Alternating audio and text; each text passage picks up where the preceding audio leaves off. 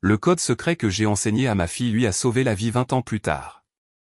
Je me souviens encore du jour où j'ai enseigné à ma fille un petit code secret, un simple mélange de chiffres et de gestes, que je pensais être juste un jeu pour elle.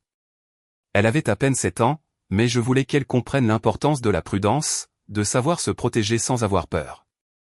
À l'époque, c'était surtout un exercice amusant pour elle et un moyen pour moi de lui transmettre une leçon de vigilance.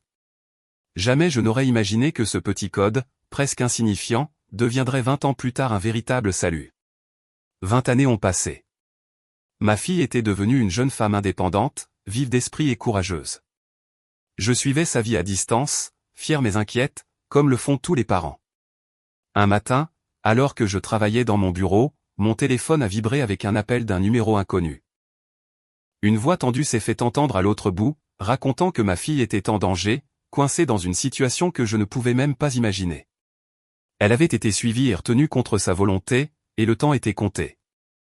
Mon cœur a manqué un battement, mais une étrange confiance m'a envahi.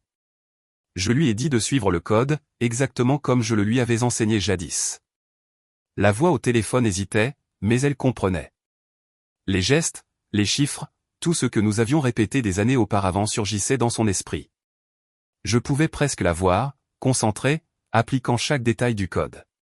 Les minutes semblaient des heures, et pourtant, j'avais cette certitude que cela marcherait.